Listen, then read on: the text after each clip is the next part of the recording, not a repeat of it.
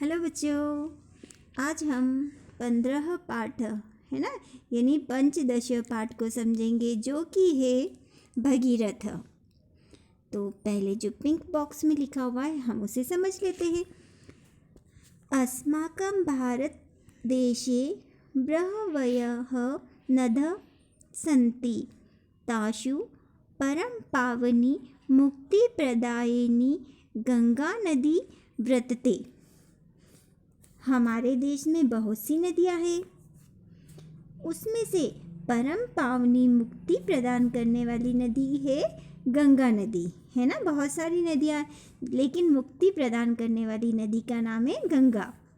जना वदन्ति यतः गंडके त्वदृशनान् मुक्तिः इति, अर्थात लोग कहते हैं कि गंगा तेरे दर्शन से ही मुक्ति होती है ना। गंगा के दर्शन से ही मुक्ति होती है। एषा गंडका पूर्वं भूलोके नासीत्, सगरस्य वंशजेन भगीरथेन कठिन तपसा एषा भुवम् आनीता, अर्थात यह गंगा पहले पृथ्वी पर नहीं थी। सगर के जो वंश है भगीरथ के द्वारा कठिन तपस्या कर कर यह भू पर यानी पृथ्वी पर लाई गई थी।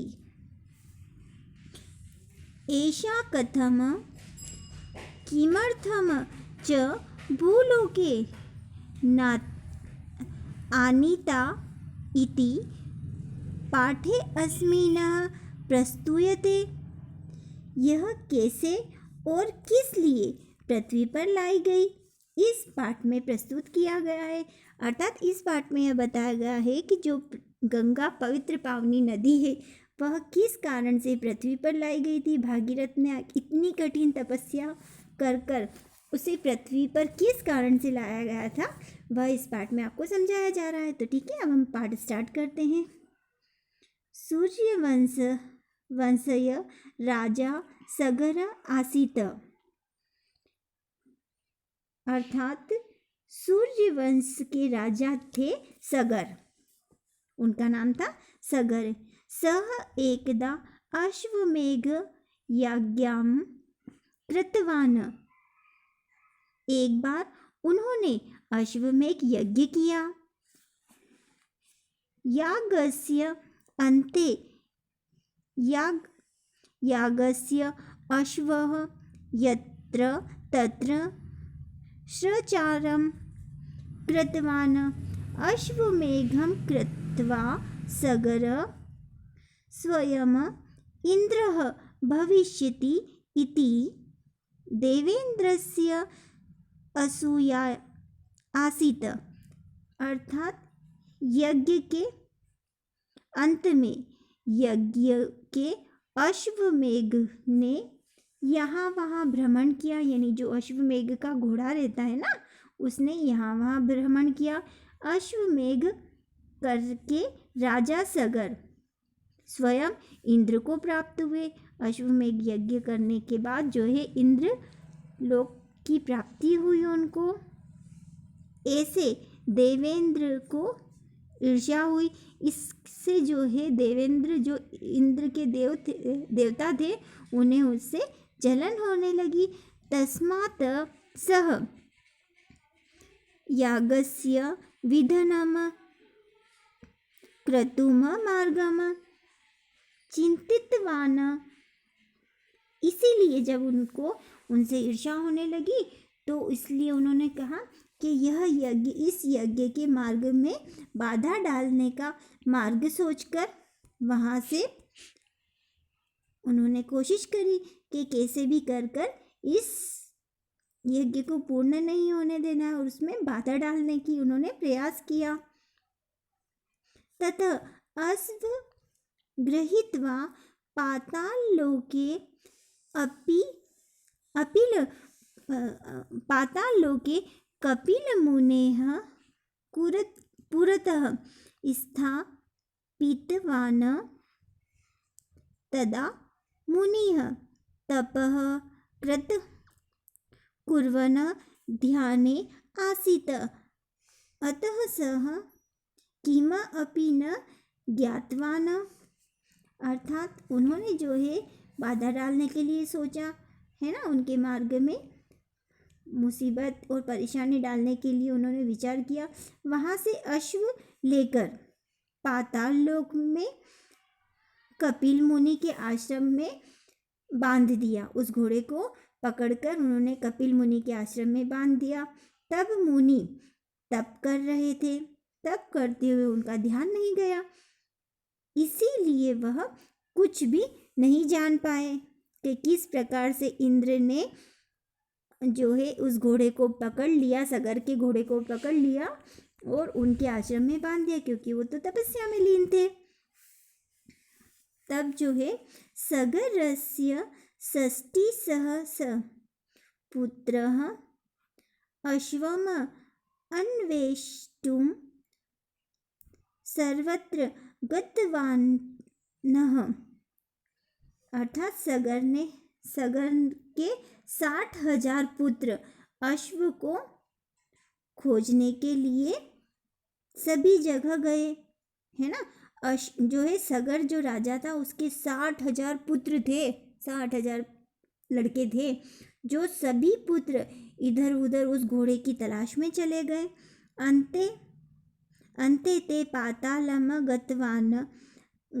गतवन्तः तत्र मुनि पुरतः ते अश्वम दृष्टवन्तः। मुनिः एव चोरः इति चिन्तयित्वा ते तं नन्दितवन्तः।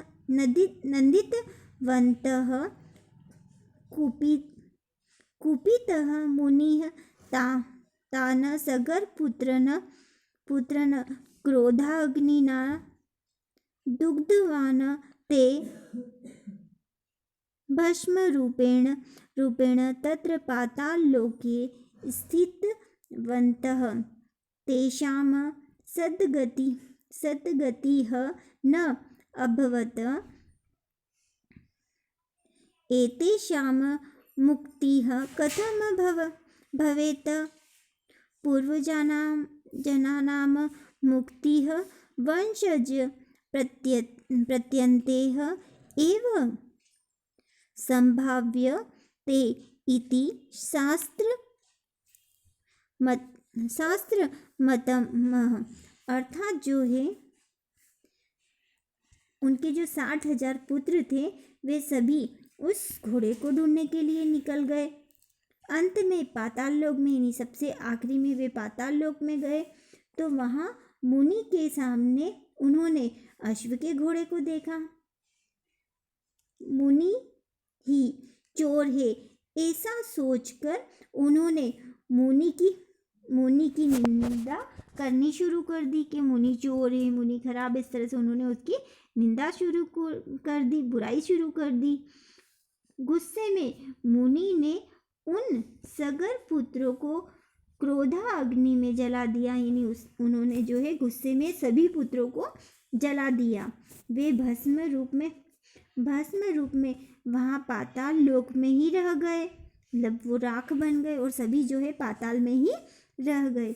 उनकी सद्गति कैसे हो, मतलब उनका उद्धार किस प्रकार से हो? पूर्वजों की मुक्ति वंशजों के द्वारा ही संभव है, ऐसे शास्त्र में लिखा हुआ है, या शास्त्रों का मत भी है कि जो है वंशजों की जो है मुक्ति उन्हीं के द्वारा होती है। तो इस तरह से वह करने लगे कि अब क्या किया जाए, है ना। सगर के वंश में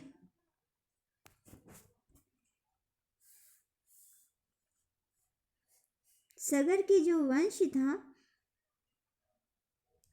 वंश में भगीरथ का जन्म हुआ था, है ना। सगरस्य वंशे भगीरथस्य जन्मनम अभवत्, यानी उसका जन्म उनके वंश में हुआ था। सह स्वपूर्वजना स्वर्गम नेतुम निश्चितवान् यदा गंगया जलम भस्म सप्रक्षयति तदा एव सगरपुत्राणां पापस्य नाशः अपि भविष्यति इति भगीरथस्य निश्चय। अर्थात जो है सगर के वंश में भागीरथ का जन्म हुआ था। उन्होंने अपने पूर्वजों को स्वर्ग से लाने का निश्चय किया कि मैं कैसे ही भी अपने पूर्वजों की मुक्ति करवाऊंगा, और जो है स्वर्ग से लाने का उन्होंने निश्चय किया। जब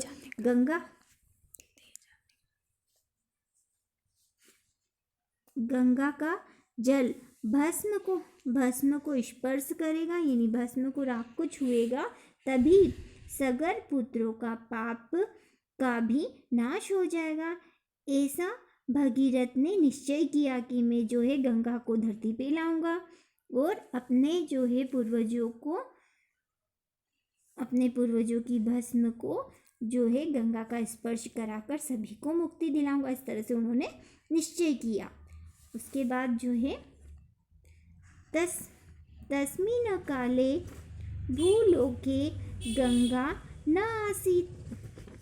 आसीत् आकाशमार्गे तस्याः प्रवाहं सोढुं भूमिः शक्ता न आसीत्।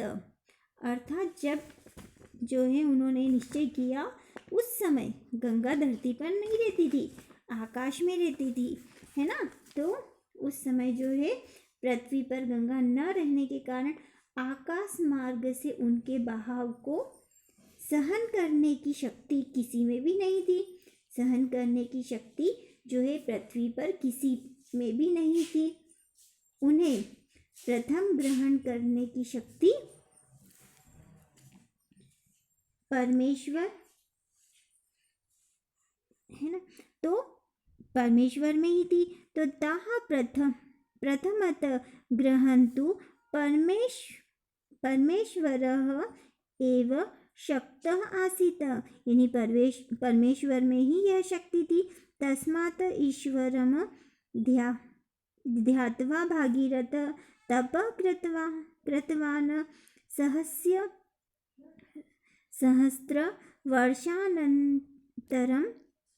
वर्षानन्तरम् एव ईश्वरः आकाशगंगां स्वजटासु ग्रहीतुम् अगण्डकी कृतवान्।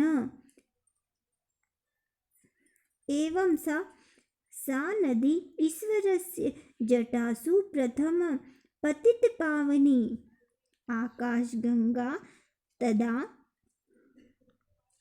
गर्विता आसीत्। अर्थात जो है उस समय जो है गंगा का बहाव सहने की शक्ति पृथ्वी पर किसी में भी नहीं थी। तो प्रथम ग्रहण करने की शक्ति परमेश्वर के लिए ईश्वर का ध्यान कर भगीरथ ने तप किया कि कौन जो है इस गंगा के बहाव को सहन करेगा। इसके लिए उन्होंने तप किया। हजारों वर्षों के बाद ही ईश्वर ने आकाश की नदी को अपनी जटाओं में ग्रहण करने की स्वीकृति दी। यानी कई सालों तक जब उन्होंने तपस्या की, उसी के बाद ही ईश्वर ने उन्हें यह कहा कि ठीक है, जटाओं में यानी बालों में जो है गंगा को ग्रहण करने की उन्होंने स्वीकृति दी। वह नदी ईश्वर की जटाओं में ही प्रथम गिरी। तब आकाश नदी घमंड से युक्त थी। जो नदी थी ना, उसे अपने बहाव पर, अपने तेज पर बहुत घमंड था कि मैं तो गंगा हूँ, मतलब बहुत पवित्र हूँ, और मुझे धरती पर कोई भी सहन नहीं कर सकता। तो इस तरह से उसे बहुत ही घमंड था। कथम ईशः ईश्वरः माम धारितुं शक्तः इति चिन्तितवती सा नधाः गर्वः ज्ञात्वा शिवः तां जटासु इव निशितवानः। अतः नदः एक जल बिंदुः अपि बहिः भूमि न पतितः। जब उसे गंगा को अपने आप पर बहुत ज़्यादा घमंड था, तब उस समय जब यह ईश्वर मुझे कैसे धारण कर सकता है, उसे इस बात का घमंड था कि जब उन्होंने ईश्वर ने सोचा कि ठीक है हम अपनी जटा में उनको गंगा को धारण कर लेंगे, तब गंगा ने सोचा कि ये ईश्वर मुझे धारण नहीं कर सकता है। ऐसा उसने सोचा। नदी के गर्भ से को शिव ने अपने जो है उन्होंने अपनी जटाओं में छुपा लिया, गंगा को अपने बालों में पूरी तरह से बंद कर लिया, छुपा लिया। इसीलिए गंगा का एक जल बूंद भी भूमि पर नहीं पड़ा, बिल्कुल भी। उन्होंने शंकर भगवान ने बिल्कुल भी एक बूंद भी जो धरती पर नहीं गिरने दिया, पूरी ही छिपा लिया। इसके आगे के पाठ को समझिए आप।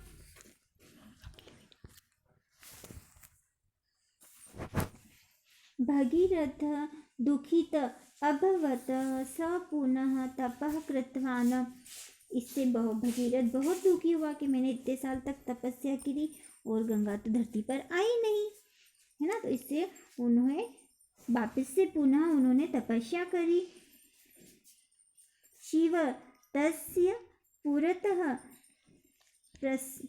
प्रत्यक्षः अभवत ते हे ईश्वरः नदीम भूमौ विसर्जतु इति भगीरथ प्रार्थितवान्। ताम प्रार्थनाम् अगण्डीकृत्य शिवः नदः जलम भूमौ विशिष्टवानः। भगीरथ नदीम भूमितः पातालं नीतवान्। पाताले प्रवहन्ति गंगा सगरपुत्राणां भस्मानि सृष्टवती सगरपुत्रः स्वर्गलोकं गतवान्। अर्थात जो है, जब भगीरथ इस चीज से दुखी हुआ, उसने पुनः वापस से तपस्या करनी शुरू कर दी, है ना। फिर से तपस्या करी। शिव उसके सामने प्रकट हुए। हे ईश्वर, नदी को भूमि विसर्जित करो, यानी जो है गंगा को धरती पर पहुंचाओ। इस तरह से उन्होंने प्रार्थना करी। ऐसा भगीरथ ने प्रार्थना करी शंकर भगवान से। उनकी प्रार्थना पर शिव ने भूमि पर जल विसर्जित किया, यानी जल का प्रवाह किया। भगीरथ नदी को भूमि से पाताल तक ले गए, है ना। धरती से लेकर पाताल तक उस गंगा नदी को ले गए, उस जल को ले गए। पाताल में बही हुई गंगा ने सगर पुत्रों की भस्म को स्पर्श किया, यानी उस भस्म को छुआ। सगर पुत्र स्वर्गलोक को चले गए। सभी का उद्धार हो गया, सभी स्वर्ग में चले गए, क्योंकि गंगा के बहाव से वे सभी का पाप धुल गया पाप। इस प्रकार भगीरथ का प्रयत्न अपूर्ण है, वह गंगा को भूमि पर लाए। इसी कारण ये आकाश गंगा या आकाश नदी गंगा का दूसरा नाम भगीरथ भी है, क्योंकि उन्हीं के द्वारा यह नदी धरती पर लाई गई थी।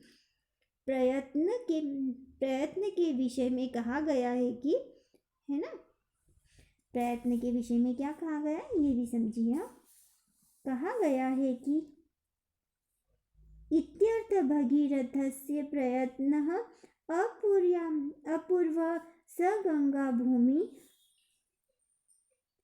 आनीतवान् अनेक कारणेन एव तस्याः नदः भगीरथी इति अन्यतः नाम इति प्रयत्न विषये उक्तः च। अर्थात जो है इसी कारण से है ना, जो है गंगा नदी पवित्र नदी भी मानी जाती है, और इसी प्रकार जो है भगीरथ का प्रयत्न भी सफल हो गया। उन्होंने प्रयत्न किया था गंगा को धरती पे लाने के लिए और पूर्वजों के उद्धार के लिए, तो वह भी सफल हो गया। प्रारंभते न खलु विधन भयेन नीचेह प्रारंभ विधन विहता विरमति मध्याः विघ्ने पुनरपि प्रतिहन्यमानाः प्रारंभ चोत जनाः न परित्यजन्ति। अर्थात कहा गया है कि नीच लोग विद्वानों के भय से कार्य पूर्ण नहीं करते, यानी जो नीच लोग होते हैं वह मुसीबत को देखकर कार्य को पूर्ण नहीं करते। जो मध्य वर्ग के लोग होते हैं वे कार्य प्रारंभ करते हैं, विघ्न आने पर उस कार्य को छोड़ देते हैं। और जो उत्तम व्यक्ति वो विघ्नों के द्वारा बार बार प्रताड़ित करने पर भी कार्य पूर्ण कर ही छोड़ते हैं, यानी मुसीबत अगर कितनी भी आ जाए तो भी उस कार्य को पूर्ण करने के बाद ही छोड़ते हैं। तो इसी तरह से इसमें श्लोक में आपको यही बताया गया है कि जो नीच वर्ग के व्यक्ति हैं वह पहले से कार्य को देखकर डर जाते हैं कि क्या करना अपने को। जो मध्यम वर्ग के लोग हैं वो कार्य को शुरू तो कर देते हैं, लेकिन परेशानी आने पर वहीं रुक जाते हैं और उस काम को छोड़ देते हैं। लेकिन जो उत्तम व्यक्ति होते हैं वह कितनी भी मुसीबत आए, जैसे कि भगीरथ को कितनी मुसीबत आई, लेकिन उसने अपने प्रण को नहीं त्यागा और अपने पूर्वजों का उद्धार किया, है ना। आपको ये पाठ अच्छे से समझ में आ गया होगा। ओके।